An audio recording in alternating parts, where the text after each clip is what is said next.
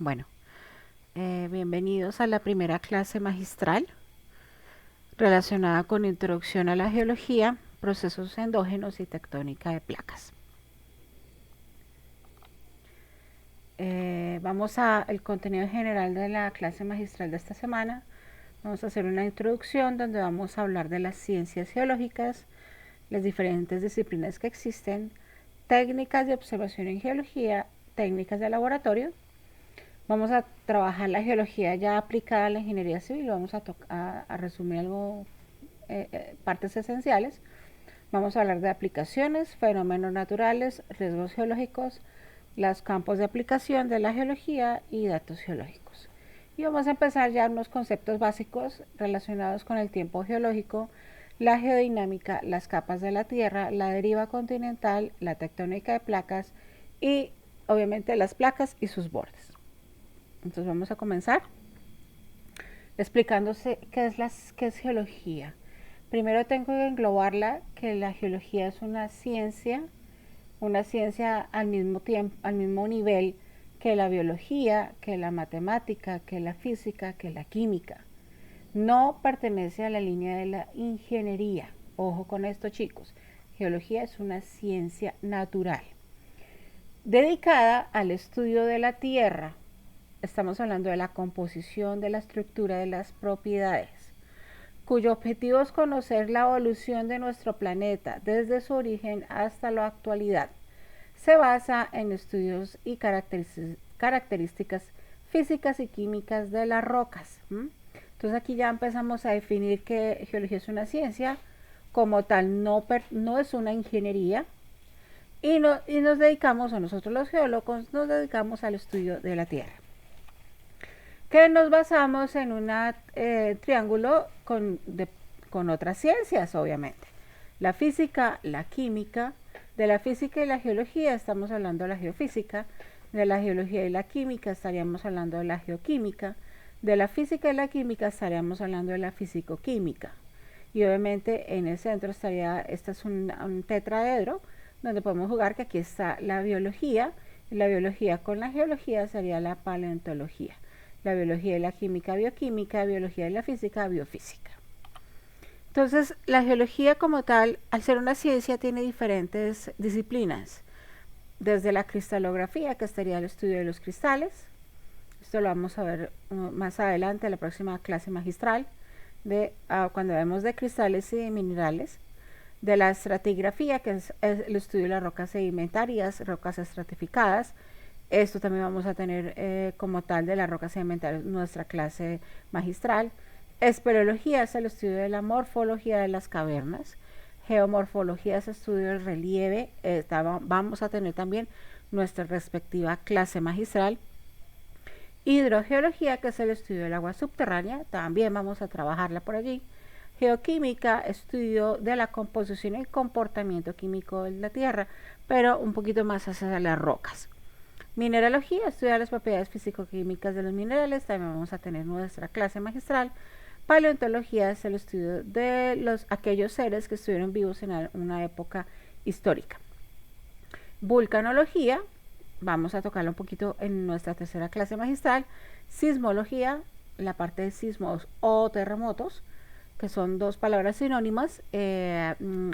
Hace poco leía que por qué no le decían terremoto a estos eventos con alta magnitud. No, es sismos o terremotos, da igual. Geología histórica, geología económica, gemología. Como ven, nos dedicamos diferentes disciplinas al estudio de las rocas y demás. Aquí voy a también hacer una pequeña aclaración. En la presentación, en el foro que yo les solicitaba, que me escribieran qué es lo que más les puede interesar que profundicemos en la materia. Muchos que los suelos, muchos escriben, quiero que nos enfaticemos un poco en los suelos y saber si yo una estructura me es capaz de resistir en mi suelo. Esto, mis chicos, les puedo decir que esto no lo vamos a ver en esta asignatura. Esto se ve es en la mecánica, en la asignatura que ven en semestres posteriores, que es mecánica de suelos. Aquí vamos a ver el origen del suelo, que es distinto, pero aquí no voy a tocar los temas de cuáles son las propiedades que hay que medir para poder calcular la resistencia portante de ese suelo, que es aquella que se necesita medir para saber si resiste o no una construcción. Eso no es en esta asignatura.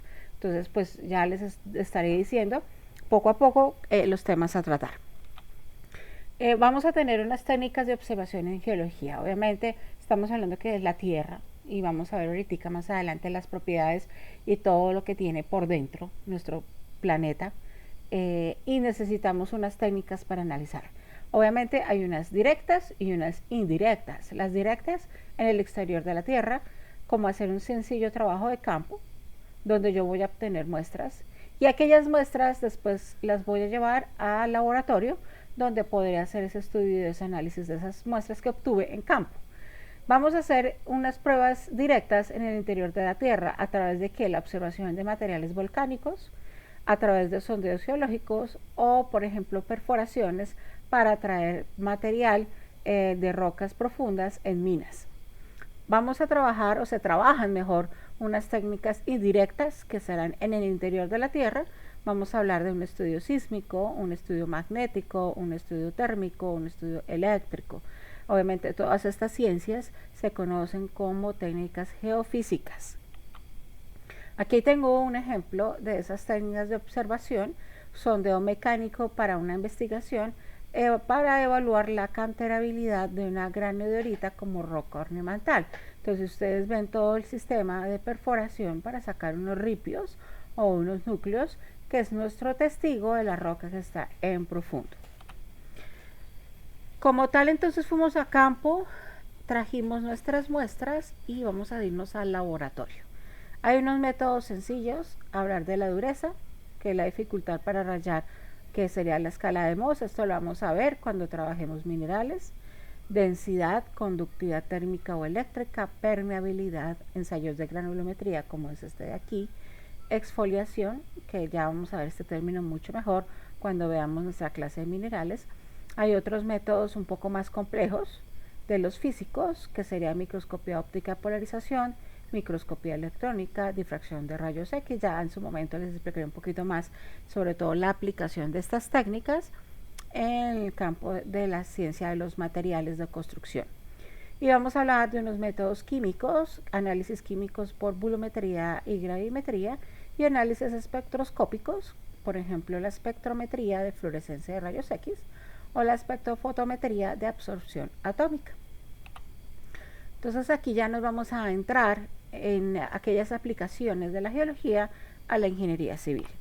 Entonces aquí vemos una imagen de una carretera que está cortando una montaña. Para poder hacer esta construcción tuvimos que haber hecho análisis geológicos previos, porque necesitamos saber estos taludes de qué es lo que están componiéndose, quién es la roca que está aflorando allí, en qué direcciones están las rocas, si hay fallamientos o fallas geológicas. ¿Qué necesito de terraplén? Este talud, este relleno, necesito saber con qué lo voy a rellenar. Qué sé yo, tenemos este riachuelo, necesitamos medir, saber diseñar esta alcantarilla. Esta alcantarilla debe estar diseñada teniendo en cuenta las condiciones hidrológicas e hidrogeológicas del río, no puede ser así al azar. También, por ejemplo, para una subrasante, una capa o un material asfáltico, será que cualquier material nos funciona y nos cumple los requisitos que deseamos, como durabilidad y calidad. Esto también lo vemos desde el punto de vista geológico. Entonces, como tal, si vemos un poquito más macro, la geología la aplicada a la ingeniería civil es el conjunto de conocimientos geológicos relacionados con la ingeniería, es decir, las implicaciones del terreno, su naturaleza, estado físico y tensional que tiene por las obras realizadas por el hombre y los fenómenos naturales que puedan afectarles. Entonces aquí ya empezamos a pensar que no solamente tengo que tener presente qué necesito yo para poder colocar una vía, como es el ejemplo, sino será que esa vía puede estar afectada por un fenómeno natural. Entonces tenemos unas aplicaciones sencillas: cimentaciones, taludes, túneles, presas, escolleras, terraplenes, pero también a la par fenómenos naturales o riesgos geológicos, deslizamientos, hundimientos y subsidencias, fallas, terremotos, riesgos sísmicos. Otros campos: estudio de habilidad de proyectos, estudios de terreno, estudios de cuencas fluviales, obras sobre cauces fluviales, obras marítimas, corrección y mejora del terreno, excavaciones subterráneas, canteras, impactos medioambientales, prevención, explotación y conservación de obras, es decir, que estamos hablando de la línea de patología de la construcción, y análisis microscópico de materiales de construcción. ¿Por qué está aquí? Porque resulta que nosotros los geólogos son los que nos enseñan a ver desde el punto de vista microscópico y nanoscópico al material que después puede usarse en la línea de la construcción. Entonces aquí tengo un ejemplo de la represa de Hidroituango. No voy a entrar a dividir si está bien, si está mal, criticar, no soy quien para decirlo, sino lo tengo ejemplo de meramente pensemos cuánta información geológica fue necesaria para poder diseñar e implantar una obra o una mega obra como es esta. Estos son los ejemplos donde es de la mano la geología con la ingeniería. Ya años para acá hemos dado cuenta que hay ciertos errores, pero pues eso lo vamos a ver más adelante. O simplemente, por ejemplo, para un sencillo talud, yo necesito saber qué mediación voy a tener, qué remediación para poder controlar este talud, pero para poder hacer eso necesito saber de qué está compuesto. Si es roca sana, si es roca fresca, si hay diaclasas o fallas, etcétera, etcétera, a ver si este sistema de contención me va a funcionar sí o no. Eso lo veremos en su momento. O por ejemplo, para algo tan propio como es saber si ocurre un deslizamiento, poder tratar de prevenirlo o saber si va a ocurrir o no. Vamos a hablar algo de conceptos básicos. Entonces, yo quiero que ustedes internamente, allí en su casa, de manera tranquila, busquen y definen los siguientes términos. Esto también va a ser una actividad de carácter formativo para ahorita esta semana que estamos hablando de esta clase magistral. Recuerden que hay actividades de carácter sumativo y actividades de carácter formativo. Las de formativo es formar, como lo tiene su palabra, es decir, es hacerlas, cumplirlas, desarrollarlas, pero no esperen una nota, algo que me esté sumando al final del corte. Entonces, como tal, esta es una tarea para ustedes simplemente formarse. Entonces, geología, geología urbana, geología municipal, ingeniería geológica, ingeniería civil, geotecnia, geoingeniería y cualquier otro que suene necesario. Entonces resulta que aquí yo tengo diferentes ejemplos de construcciones, de obras, donde vamos a requerir datos geológicos. La más grande, una presa o una represa. Tenemos las diferentes características geológicas o ítems geológicos y las diferentes etapas. Tenemos un reconocimiento preliminar de campo, una exploración, una construcción de la obra y una operación de la obra. Tenemos litología, discontinuidades, estratigrafía, geomorfología, hidrogeología, geodinámica externa, geodinámica interna y materiales de construcción. Y miren aquí todos los chulitos que me señalan que yo todo esto lo necesito conocer en el reconocimiento preliminar, esto lo necesito reconocer en el nivel de exploración, esto lo necesito conocer en la construcción de obra y estos en la operación de obra para una represa. Esto será para una vía. Entonces tenemos que tener en cuenta todos estos elementos, esta información en reconocimiento preliminar, en exploración, en construcción de la obra y en operación de la obra. Tenemos en una obra subterránea, casi que faltaría que es todo el conocimiento geológico íntegro en la operación de la obra. Ya he estudiado la litología, las discontinuidades, la estratigrafía, lo cual no lo necesito en la operación en obra, pero como es importantísimo tener muy clara esta información para una obra subterránea. Para un puente miren, reconocimiento preliminar, el nivel exploratorio, en la construcción de la obra y en la operación de la obra. Y algo un poco más sencillo, no tan grande, no tan mega, como es una cimentación, reconocimiento preliminar en la exploración, en la construcción de la obra y en la operación de la obra.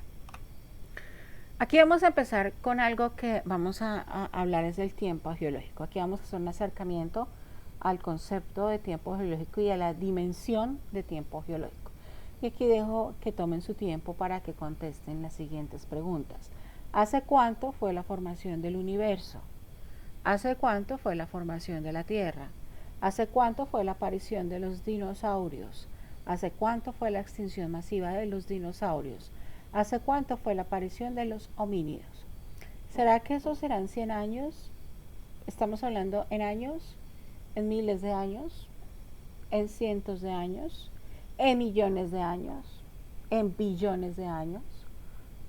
Piénsenlo y calculen ustedes allá en este instante cuáles son las cifras aproximadas a toda esta información que se está ahí.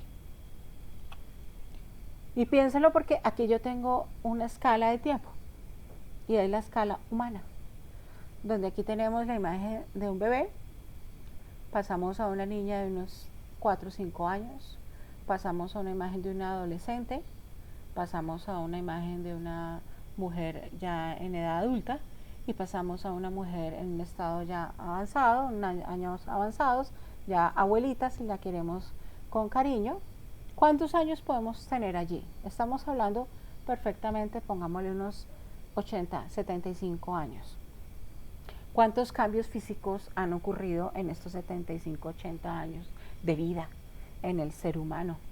¿Cuánto hemos evolucionado solo en ese tiempito como seres, donde tenemos una capacidad mental distinta aquí que acá, una capacidad física distinta a lo largo de todos estos años, cambios físicos en nuestros cuerpos? ¿Será que eso mismo lo podemos ver en la Tierra, en un paisaje? Vamos a verlo. Y aquí vemos. Tengo aquí unas imágenes donde tenemos diferentes edades de un mismo paisaje, ¿sí? Donde vemos una fotografía en 1938, una fotografía en 1981, otra fotografía en 1998 y otra fotografía en el 2005, desde el mismo ángulo y posición, la cámara fotográfica. Estamos hablando que más o menos están pasando, digo yo, más o menos esos mismos años que estábamos viendo en esta imagen de acá. Entonces sería desde el 2005, estamos diciendo que aquí han pasado 67 años, 70 años para redondear. Y si pueden ver en esos 70 años que aquí estábamos haciendo el símil, aquí habían unos cambios drásticos, aquí, ¿será que vemos lo mismo? Aquí estamos viendo si acaso la cota de agua es la que puede estar variando, pero si ustedes ven lo que es la parte rocosa, es muy, muy, muy similar. Es decir, para el planeta Tierra, para este paisaje exclusivo, 67, 70 años no le ha hecho mucho efecto de cambio. Aquí vamos a darle respuesta a esas preguntas. ¿Hace cuánto fue la formación del universo? Estamos hablando de 15.000 millones de años. ¿Hace cuánto fue la formación de la Tierra? Hace 4.600 millones de años. ¿Hace cuánto fue la aparición de los dinosaurios? Hace 230 millones de años. ¿Hace cuánto fue la extinción masiva de los dinosaurios? 65 millones de años. ¿Hace cuánto fue la aparición de los homínidos? 3.6 millones de años. Estamos hablando primero que una escala de millones de años. Y si estamos hablando de 15.000 millones de años, esto es larguísima esa escala. Si intentase cogemos un metro y estirarlo y darle una escala a eso, nos tocaría tener una cinta muy, muy extensa, que es lo que tenemos acá. Casi que la historia del planeta Tierra es casi infinita, ¿no? Estamos acostumbrados a calcular el tiempo en días y en años, que es lo normal para nosotros, y nuestra memoria histórica abarca ciclos o milenios, pero la historia de la Tierra requiere unidades de medida mucho mayores que resulta muy difícil concebir. El presente esquema, que es este de aquí, nos va a mostrar. Entonces, aquí tenemos el Big Bang, el origen del universo, 15.000 millones de años. Aquí tenemos la formación de la Tierra, 4.600 millones de años. Por aquí hay otra información, las primeras glaciaciones, 2.500 millones de años. Hace 3.500 millones de años, aparición de los océanos y las primeras formas de vida. Seguimos recordando que están las glaciaciones, 400 millones de años, aparición de los anfibios, 330 millones de años, aparición de los reptiles, 300 millones de años, aparición de los reptiles marinos, 230 millones de años, la aparición de los dinosaurios, y sigue nuestra escala.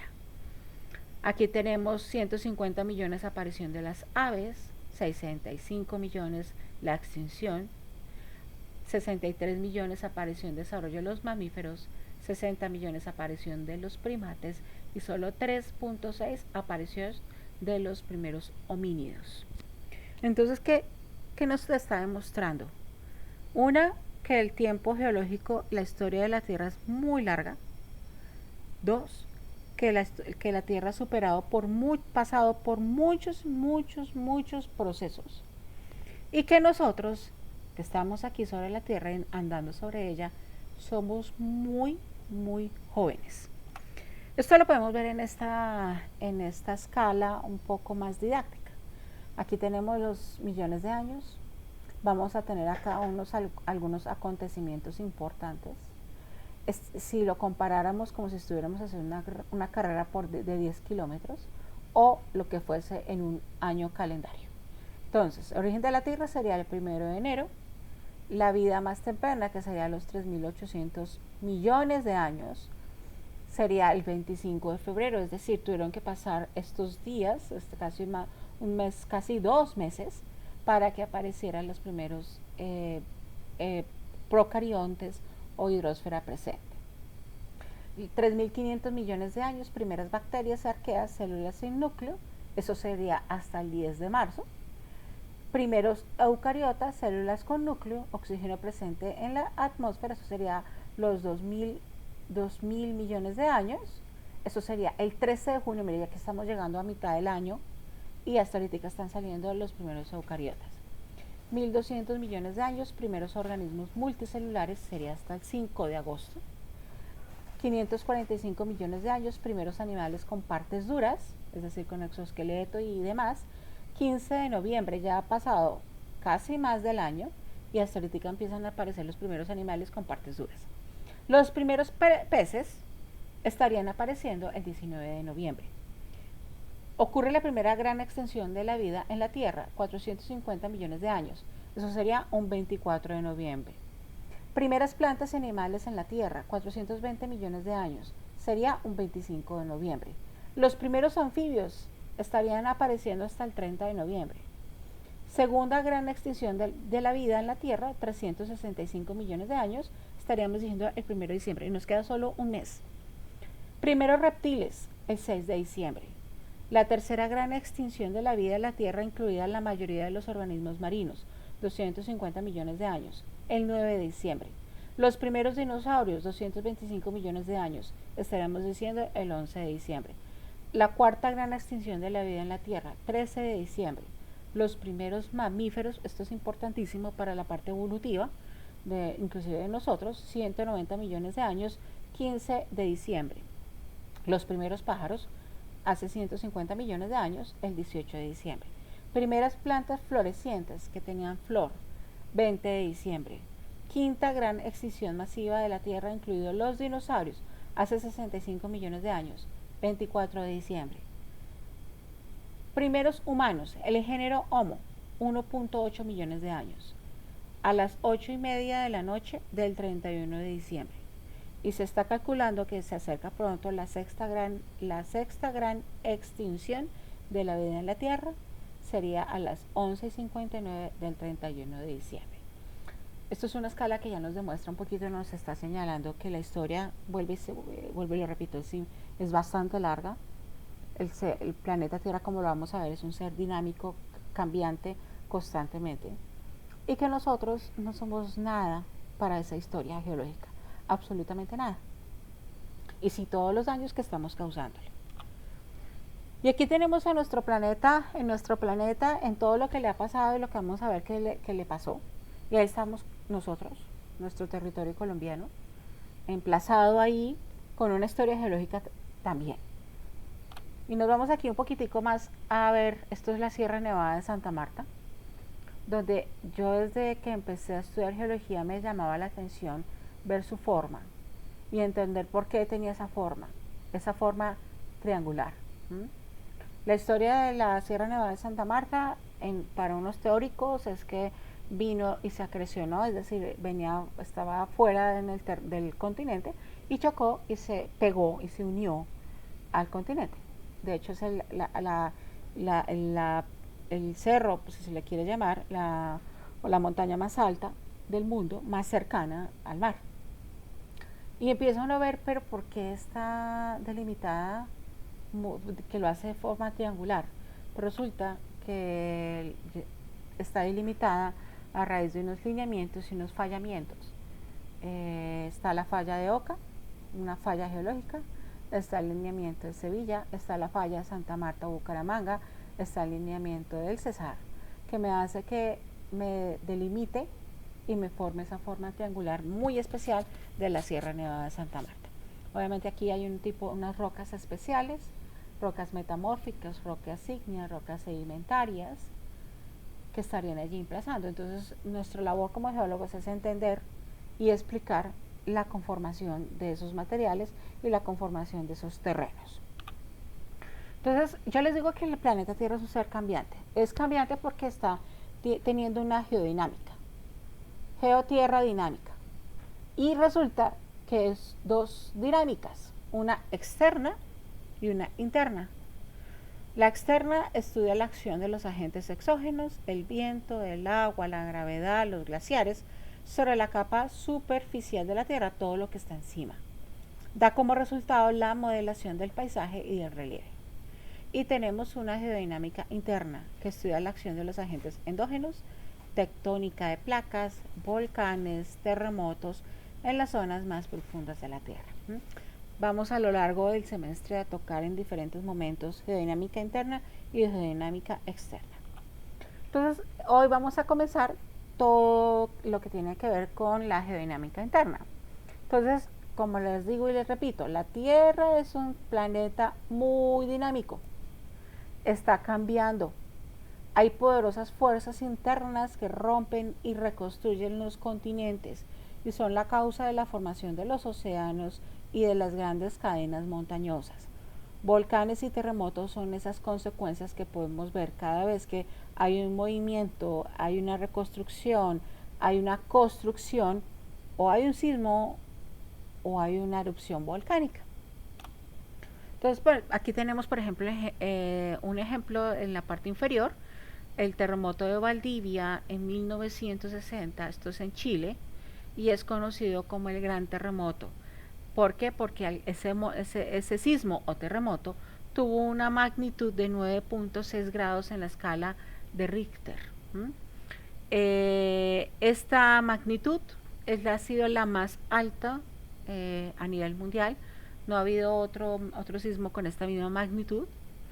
Y esto fue pues obviamente en 1960. Otro efecto, como les decía yo, son las actividades volcánicas. Entonces vamos a ver que la Tierra está dividida en capas. Cada capa tiene unas características propias que las hace que uno las pueda definir muy bien y unas características que hace que lo que tenemos afuera en la superficie está íntimamente ligado a su origen desde el interior. Entonces hay dos modelos, un modelo geoquímico o modelo estático, que está basado en la composición química de las capas, y un modelo dinámico basado en el comportamiento mecánico de los materiales. Entonces, en el modelo estático o geoquímico, estaríamos hablando del manto superior, obviamente de la corteza, la zona transicional, el manto inferior, el núcleo externo y el núcleo interno. En el modelo dinámico estaríamos hablando de la litosfera, la astenosfera, la mesósfera, núcleo externo y núcleo interno. Entonces vamos a hablar del primero, del modelo estático, y vamos a hablar de la corteza, que es la primera capa que tenemos, obviamente extrayendo lo que sería la atmósfera. La corteza es la capa más externa de la Tierra tiene un grosor medio de 30 kilómetros, aunque alcanza hasta los 70 kilómetros, porque tiene un grosor variable dependiendo en qué parte de la corteza estemos. Porque es que hay dos tipos de cortezas: la corteza oceánica, que es más delgada y más densa, por eso los 30 kilómetros, y la corteza continental, que es más gruesa y menos densa. La corteza continental, de una vez estamos diciendo que estamos hablando de continentes. Está formada por silicatos de aluminio o granitos. Esto es una roca ígnea, fundamentalmente abundando también algunas calizas. Y la corteza oceánica hacia el océano están formadas por silicatos que son más densos, como los basaltos, y es menos antigua que la corteza continental.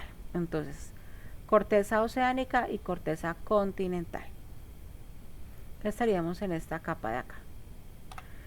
Entonces aquí tengo yo una imagen, esto es un bloque de diagrama donde yo estaría hablando que aquí tenemos el océano, tenemos corteza oceánica y aquí sería nuestra corteza continental. Después viene el manto, que es una capa intermedia, se extiende de esos 30 o 70 kilómetros hasta los 2.900 kilómetros. Está formada por el manto superior, que llega hasta los 700 kilómetros, y el manto inferior, que llega hasta estos 2.900 kilómetros, que sería esta capita de aquí. Se compone de rocas básicas más densas que las de la corteza, formada fundamentalmente por silicatos de hierro y magnesio. Yo ya aquí he hablado de una terminología. Cuando estamos hablando de silicatos, vamos a verlos en minerales, que sería la siguiente clase. Ya allí les voy a hablar que los silicatos es un gran grupo de minerales. Para en este caso específico estamos diciendo que el manto está formado por unos minerales que se llaman silicatos, que su característica es estar compuestos de hierro y magnesio. Después viene el núcleo. Entonces, si trabajamos el corteza, ya hablamos del manto y nos vamos al núcleo. Se extiende desde los 2.900 kilómetros hasta el centro de la Tierra, que es 6.370 kilómetros. Está compuesto por hierro y en pequeñas cantidades otros elementos químicos como el níquel y el carbono. Se distinguen dos tipos de núcleos: el núcleo externo, que está en estado líquido, y el núcleo interno en estado sólido. Eso es el modelo geodinámico. Vamos a hablar del modelo dinámico, que es el otro modelo, que estábamos hablando del comportamiento mecánico de los materiales. Vamos a hablar que aquí no hablamos de corteza ni manto, sino estamos hablando de litosfera, que también aquí se divide en litosfera continental y litosfera oceánica. Vamos a hablar de la astenosfera, de la mesósfera y de la endosfera, que la endosfera será el núcleo externo y el núcleo interno. Entonces aquí tenemos esas unidades dinámicas: la litosfera, la capa que es más rígida, la litosfera oceánica y la litosfera continental con diferentes espesores. La astenosfera, caspa un poco más plástica, porque estamos hablando del comportamiento mecánico, alcanza los 670 kilómetros de profundidad y materiales en estado sólido. Aquí ocurre algo que se conoce como corrientes de convección. Esto es unos cambios de temperatura que hace que se pueda mover el material que está en la astenosfera debido a cambios de temperatura. Ya lo veremos un poquito más adelante. Mesósfera incluye el resto del manto bajo la astenosfera. Sus rocas están sometidas a corrientes de convección. El núcleo externo y el núcleo interno. Entonces digamos que también se conserva muy parecido al anterior modelo. En el modelo estático estamos hablando que hay alguna cuestión que es el cambio de temperatura a nivel que profundizamos el interior de la Tierra.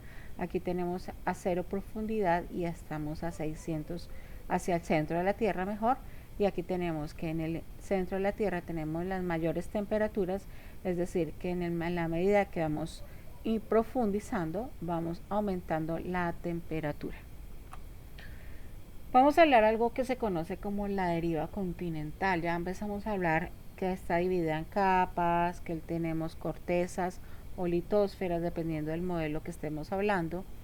Y aquí, a raíz del movimiento y lo que se puede percibir en estas cortezas y litósferas, en 1912, Alfred Wegener habló de la deriva continental. Este lo formuló basado en numerosas observaciones que indican que los continentes estaban unidos en eras geológicas pasadas. Esta evidencia incluye la manera en que parecen encajar ciertas formas del Océano Atlántico o de África y Sudamérica. Entonces vamos a verlo con más detalle. La teoría de la deriva continental.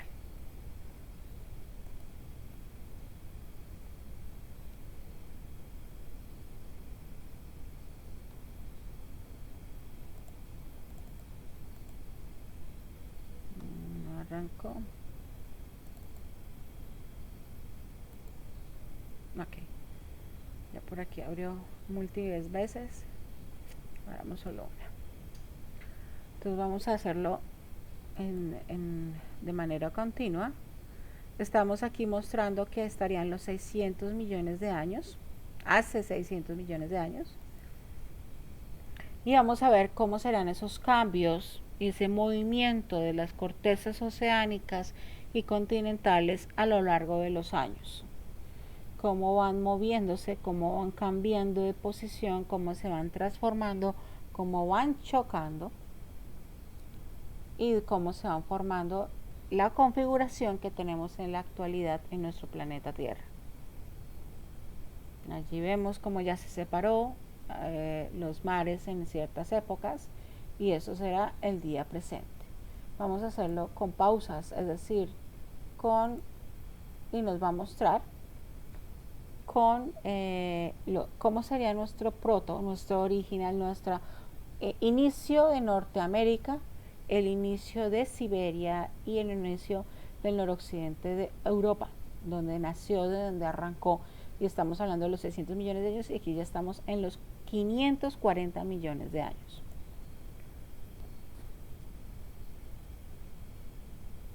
Aquí hay algo que se conoce como trench, aparecen los montes Apalaches. Aquí hay algo que se llama como límite convergente, ya vamos a ver un poquito más eso.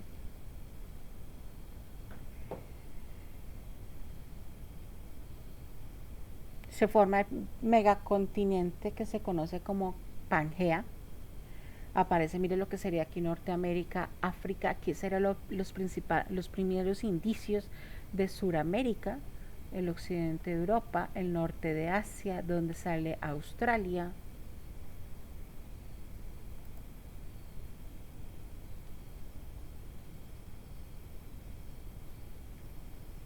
Aquí sería el otro tipo de continente, aquí vamos a tener un trench, estamos hablando 200 millones de años.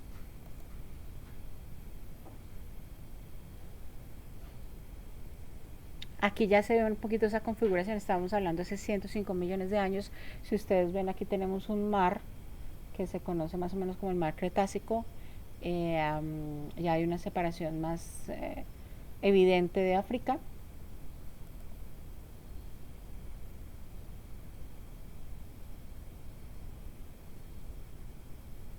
Como pues aparece aquí, ya los lagos se van perdiendo. La era glaciar y el día presente.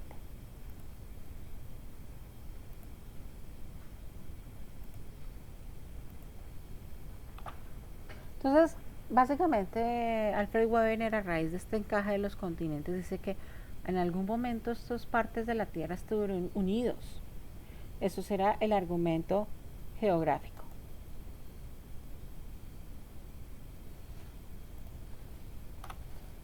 Y argumento litológico de la roca. Pues resulta que aquí en estas partes de aquí existen rocas que solamente están en estos sectores y que son de ciertas edades del Carbonífero y del Jurásico, que son prácticamente iguales en los continentes que formaban la Gondwana, que era un megacontinente.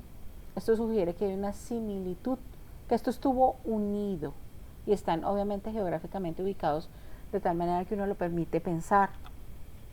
O por ejemplo, aquí está el cabo, el cinturón plegado del cabo, que estas rocas que están aquí también lo hay acá, o los Apalaches que estarían aquí, que también hay rocas acá, en lo que es África o en la zona aquí de Europa, también nos están dando esas evidencias. Evidencias paleontológicas. Bueno, una cosa es la roca, pero otra cosa es el animal. Tuvo que haber un puente, un camino normal para que el Cynogatus estuviera aquí en Sudamérica y estuviera aquí en África también. Lo mismo que la Glossopteris, que es una planta, pudiese encontrarse en estos lugares. Esto nos está señalando que esto estuvo unido en algún momento de la historia geológica. Y resulta que después de la teoría de la deriva continental vino otra teoría que se le conoce como teoría unificadora, que es la tectónica de placas. Esta explica la mayor parte de los procesos geodinámicos internos como resultado del movimiento de una serie de placas de la litosfera o de la corteza. Recoge ideas previas como la movilidad continental, la expansión del fondo oceánico, la orogénesis o la formación de las cadenas montañosas, movimientos sísmicos y prácticamente cualquier hecho geológico.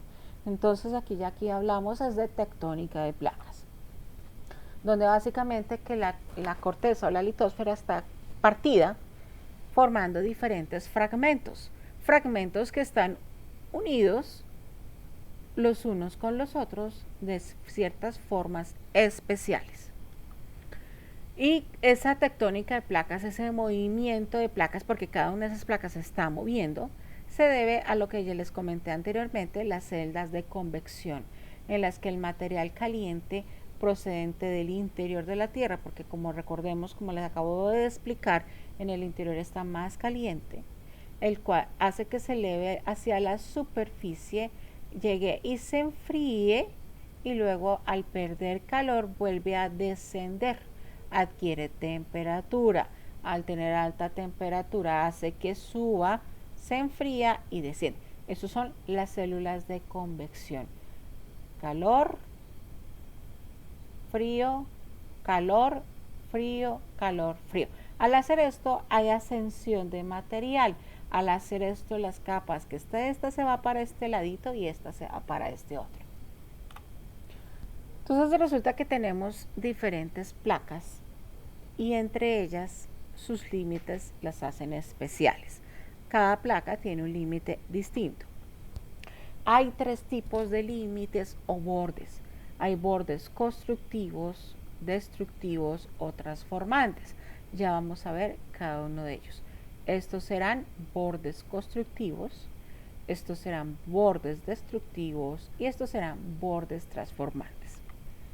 Entonces, y aquí empieza que dependiendo del límite de la placa que nos ha correspondido a nosotros, o que le correspondió a Japón, o el que le corresponde en el medio del océano Atlántico, vamos a tener una configuración distinta. Entonces, la salida y destrucción de esos materiales hace que tengamos tres tipos de bordes de placa. El borde divergente, como la flechita lo está señalando, las placas se van a separar la una de la otra, van a ir en distintas direcciones. Esto se conoce como rifts y dorsales. Y esto, el efecto en la litosfera terrestre es que un borde divergente es un borde que se conoce como constructivo. Los bordes convergentes, es decir, que convergen hacia un lugar, recuerden estas flechas que nos están mostrando la dirección, me están diciendo que chocan. Una placa choca con la otra. Esto se conoce como zonas de subducción y zonas de abducción. Y estos bordes se conocen como ser de característica destructiva. Y hay bordes neutros, que es como si ustedes estuvieran en una autopista, unos carros van para allá, los otros van en dirección opuesta, sería lo mismo. Serían zonas inactivas y fallas transformantes, y ellos son nulos o transformantes. Ni construyen ni destruyen. ¿Pero qué construyen? ¿Qué destruyen? Pues material de la corteza o de la litosfera. Entonces, vamos a hablar el primero, que es un borde divergente. Uno echa para un lado y el otro para el otro. Se conocen como los rifts en el continente o las dorsales en el océano. Y como les digo, son constructivos. Y vamos a tener nuestra animación constructivo. Y se imaginarán qué es lo que construye. Vamos a verlo.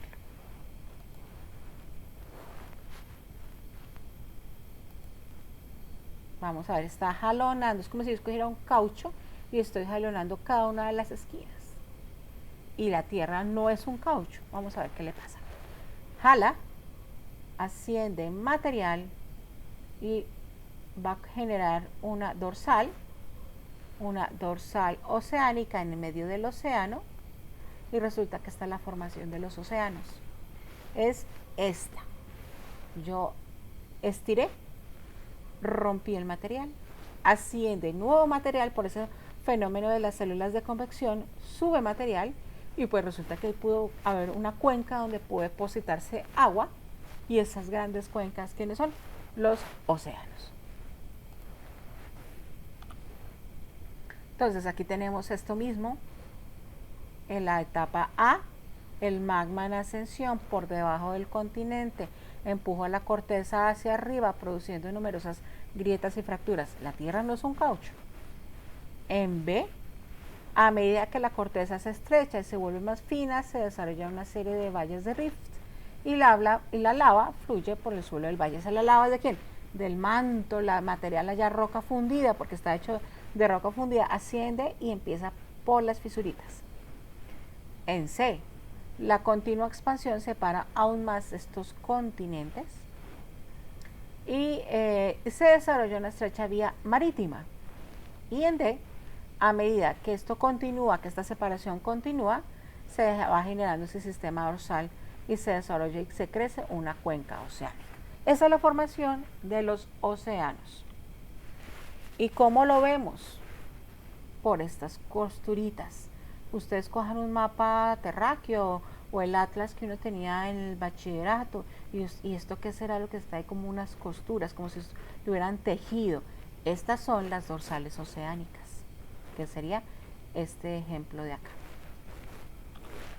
Y están acá, mírenlas.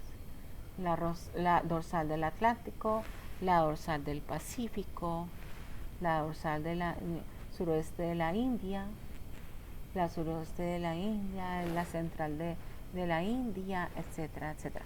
Y aquí hay un ejemplo muy bonito, que es esta de aquí. Vamos a ver si la tengo inmediatamente después. Miren, esto era lo que yo les decía. Vean estas, te pongo el puntero que me gusta más. Miren aquí las costuritas, estas serán mis dorsales. ¿Qué está pasando allí? Es un borde constructivo, están haciendo material, es un borde divergente.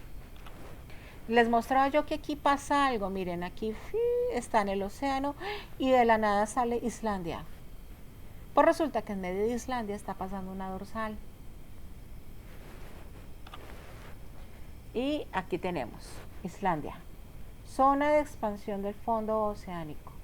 Aquí estaríamos las rocas más jóvenes y aquí estarían nuestras rocas más antiguas, porque recuerden que cuando nació empezó por el proceso también divergente de la empujan para allá, nace nueva. Entonces ya no soy tan nueva, entonces me vuelvo más viejita, más viejita, más viejita, más viejita. ¿Por qué? Porque aquí están haciendo nueva. Vamos a ver qué podemos ver aquí. Mírenlo acá. Aquí es Parque Nacional Thingvellir, perdón, no sé islandés, y la entrega de la grieta de Silfra en Islandia. Mírenlo aquí. Mírenlo como si estuviéramos viendo en el fondo del mar. Cuando la fisura que se formó en Silfra abrió la tierra, se abrió paso a través de un manantial submarino, llenando la fisura con agua cristalina. Miren cómo sería una dorsal. Hermoso. Aquí tenemos otro ejemplo. Este es de Rift, que sería en el continente. El Valle Rift del África, que sería este de aquí, que estaría acá, o este por acá, que está corriendo, que está alineando. Está formándose por la separación del este de África y el resto del continente a lo largo de un borde de placas divergentes. El Mar Rojo representa una etapa más avanzada del rifting, en que dos bloques continentales están separados por un estrecho brazo del mar. Esto será un borde constructivo y aquí está el rift del África. Ahora nos vamos al siguiente tipo de borde, que es convergente, que nos destruye, que nos está destruyendo material en zonas de subducción y abducción. Tenemos fosas, arcos de islas volcánicas y los orógenos, que serían los orógenos, estamos relacionados a la formación de las cadenas montañosas de los Andes y del Himalaya. Aquí vemos la dirección de las flechas, chocan, aquí lo está mostrando, choca, choca, choca y choca. Borde destructivo o borde convergente. Y aquí vamos a ver una animación.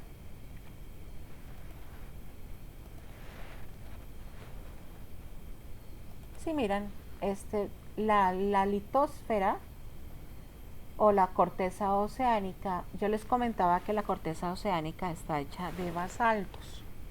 Y por ser hecha de basaltos, resulta que es más densa. La corteza continental está hecha de granitos y los granitos son menos densos comparados con los basaltos. Ustedes ya saben que por física, por pura física, lo que es más denso tiende a ir más abajo con respecto a lo menos denso. Lo más denso va a bajar y lo menos denso va a subir. Aquí están chocando. Aquí está generando, aquí si vieron ustedes, lo repito, no me lo deja repetir, estos son burbujitas de magma que va subiendo porque esto en este sector, algo que se conoce como fricción, la roca llega a proceso de fundición y va a subir. Si vieron, estos son volcanes. Esta es la formación de las cadenas montañosas. Entonces, esto es el fenómeno de subducción. La corteza oceánica subduce por debajo de la corteza continental.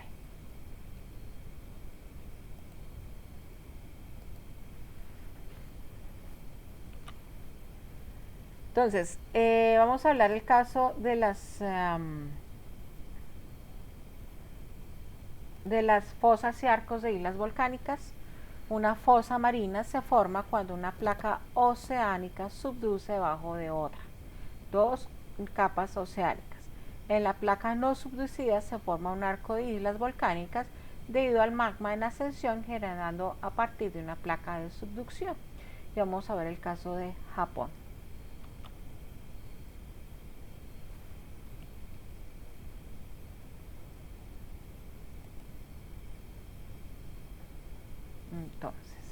Entonces aquí vamos a ver, vamos a darle play. Simplemente esta placa viene en esta dirección, está en esta otra dirección y obviamente aquí tenemos magma y material volcánico. Levels on, entonces aquí tengo el trench, vamos a darle play, vamos a darle reset y vamos a darle play. Aquí tenemos las células de convección, aquí está la corteza oceánica, aquí está nuestra corteza continental. Entonces aquí vamos a tener esta cadena montañosa, cadena volcánica, perdón, y con la fosa oceánica. El ejemplo, obviamente, es Japón. Listo. Vamos a hablar de la orogénesis tipo andina, que sería la otra, que sería la de subducción. Bueno, dejémoslo sin puntero. El origen y evolución de la cadena montañosa de los Andes es esta, formada por el choque entre las placas de Suramérica y Nazca, ocasionando que esta última se introduzca debajo de la primera, la subducción, y generando el fenómeno de subducción. Este será el primer inicio. Este será el siguiente, donde yo empiezo la de oceánica y esta será continental. Y allí llegan estos procesos, si ven que han aumentado estos flujos de material fundido, que es lo rojo. Esto será mi origen de la cadena montañosa de los Andes, subducción. Esto es el fenómeno océano o corteza oceánica y corteza continental, subducción. Y aquí estamos, vean, aquí tenemos nuestro colita que estaría Colombia y aquí está nuestro fenómeno de subducción. Esto es muy importante porque este fenómeno hace que tengamos la configuración que tenemos en nuestro territorio colombiano a nivel geológico. Y aquí tenemos, mírenlo, miren aquí la placa de Nazca, la placa de Suramérica, la zona de subducción, la magma que puede ascender a través de chimeneas volcánicas. Y aquí tenemos el río Cauca, aquí tenemos el río Magdalena, aquí tenemos a Bogotá, que sería nuestra cordillera oriental, la cordillera central, la cordillera occidental, el océano Pacífico y los llanos orientales. Esto sí cogiera yo, cortara a lo largo entre Bogotá, Villavicencio, Bogotá y Armenia. Piénsenlo así de forma pues didáctica. Miren lo complejo. Esto genera una muchísima complejidad a nivel tectónico, a nivel de geología estructural, a nivel litológico, a nivel sísmico, a nivel volcánico. De hecho, Colombia se conoce como uno de los países con una geología muy complicada. Asimismo, una riqueza mineral bastante abundante.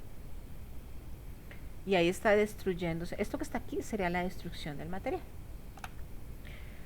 Ahora vamos a hablar del fenómeno de abducción. Este es un poquito distinto. Resulta que en este caso son dos placas continentales.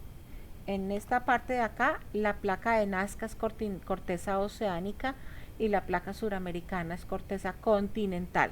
Por eso subducción. En esta van a ser dos continentales, ya no existe la corteza oceánica. Pues resulta que como las dos tienen las mismas características desde el punto de vista físico, ninguna va a meterse debajo de la otra porque no hay esa posibilidad. Lo que hace es subir, ellas dos empiezan a subir. A medida que colisionan las dos placas continentales se forma una cadena montañosa en el interior de un nuevo continente que ahora será de mayor tamaño y de mayor ascensión. Y eso lo vamos a ver acá. Vamos a darle play. Continente choca. Hubo un protomar allí, pero se perdió. Y por eso es que en la medida que estos chocan, ascienden en altura.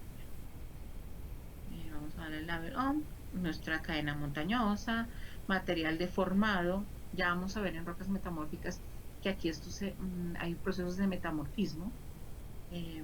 Y entonces vamos a ver el ejemplo. Obviamente la cadena del Himalaya. El otro tipo de borde, que ya hablamos del borde constructivo, ya vamos del borde destructivo, ahora vamos a hablar del nulo o transformante. Estos son neutros, es decir, es como si estuvieran en una doble vía, unos para una dirección y los otros para otra. Son zonas inactivas y fallas transformantes. El más típico de este, para tener puntero, es la falla de San Andrés. La flechita, si miran, una va para aquí y la otra va para allá. No lo está señalando, aquí mucho más grande. Esta placa va en esta dirección y esta otra en esta otra dirección. El ejemplo, falla de San Andrés. Y aquí la vemos. Esta va para allá y esta va para acá. La gran falla de San Andrés es una falla transformante en que las placas norteamericana y la placa del Pacífico, esta será la del Pacífico y esta es la de Norteamérica, se desplazan lateralmente en direcciones opuestas. Y allí hay algo que también se puede uno ver en la zona de Hawái, es la generación de puntos calientes o plumas del manto. Los puntos calientes son ubicaciones en que las columnas estacionarias de magma que va atravesando la litosfera, que se origina en profundidades como el manto, asciende lentamente hasta la superficie y forma volcanes. Puesto que estas son estacionarias, es decir, están relacionados con la dinámica del movimiento de la placa, los puntos calientes resultantes dejan el rastro del movimiento de la placa. Y lo vamos a ver.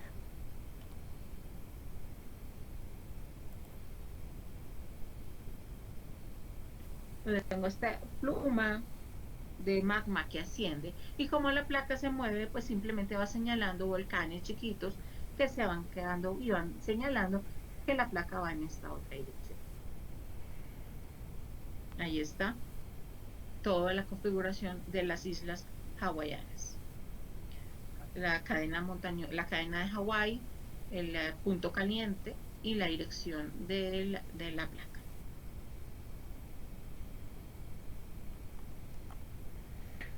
Aquí tenemos una animación que nos va como a señalar, todo esto va en conjunto, va de la mano. En una esquina podemos tener una placa o un borde divergente, pero al otro extremo tendrá que haber un borde divergente o al revés. Y vamos a verlo en esta animación.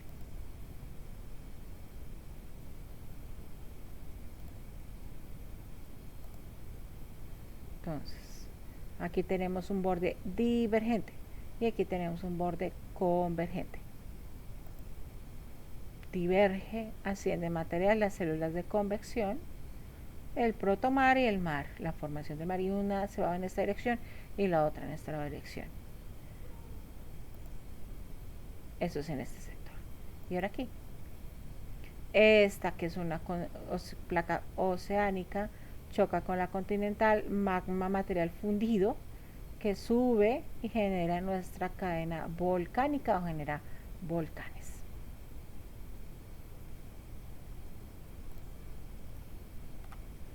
Entonces aquí tenemos en resumen todo el sistema de tectónica de placas y sobre todo nosotros. Miren aquí lo que estamos aquí y aquí lo tenemos. Aquí tenemos algo que es muy bonito para nosotros desde el punto de vista geológico, que lo hace complejo, pero como les digo, lo hace enriquecedor. Aquí tenemos una animación resumen. Entonces, divergente. Y aquí ven los sismos, earthquakes y erupciones volcánicas. Asciende material, construye. Divergente, destruye, se funde. La cantidad de fricción que hay acá, que es capaz de fundir la roca, y esta hace que suba. Límite transformante. Solamente hay sismos, pero no hay más evidencia, digamos, que como son los otros límites de placa. Y lo que es la tectónica de placas. Por aquí hay un borde divergente, aquí hay un convergente y aquí estaría el transformante. Y eso vamos a verlo acá, lo que sismos, cadenas montañosas, volcanes y cadenas montañosas sobre todo jóvenes. Entonces vamos a verlo.